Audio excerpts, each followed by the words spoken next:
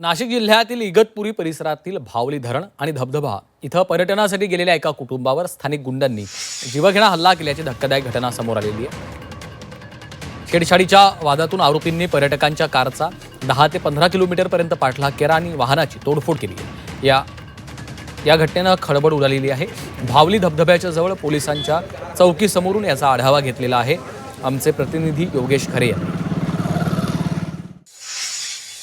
नाशिक जिल्ह्यातील सुप्रसिद्ध ठिकाण म्हणजे भावली धबधबा परिसर। या ठिकाणी अनेक धबधबे असल्यामुळे एक पोलीस चौकी असून 20 पोलीस तैनात करण्यात आहेत असे पोलिसांनी दावा केला होता। मात्र आपण जर बघितलं तर या ठिकाणी ही चौकी आहे, मात्र कुठेही पोलीस या ठिकाणी बसत असतील किंवा सुरक्षा करत असतील अशी परिस्थिती नाही। कारण या कंटेनर पोलीस चौकीची दुरावस्था आपण बघू शकतो। दगडं किती मोठ्या प्रमाणात पडलेले आहेत आणि त्याचबरोबर पावसामध्ये या ठिकाणी पोलीस असणं अपेक्षित आहे, मात्र या ठिकाणी आताही पोलीस आम्हाला दिसून आले नाहीत। ज्यावेळेस ही घटना घडली, हल्ल्याची घटना घडली, त्यावेळेसही या ठिकाणी पोलीस नव्हते असंच समोर आलेलं आहे। जर पोलीस या ठिकाणी असते तर कदाचित हा हल्ला होऊ शकला नसता।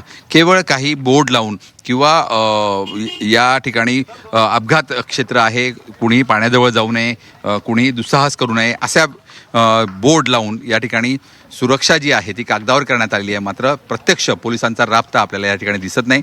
गरज आहे ती त्र्यंबकेश्वर आणि इगतपुरी तालुक्यातील सर्व पर्यटन स्थळांवर पोलिसांची कठोर सुरक्षा व्यवस्था ही शनिवार रविवार सह इतर दिवशी ठेवण्याची। व्हिडिओ जर्नलिस्ट सोनू भिडेसह योगेश खरे, झी मीडिया, नाशिक।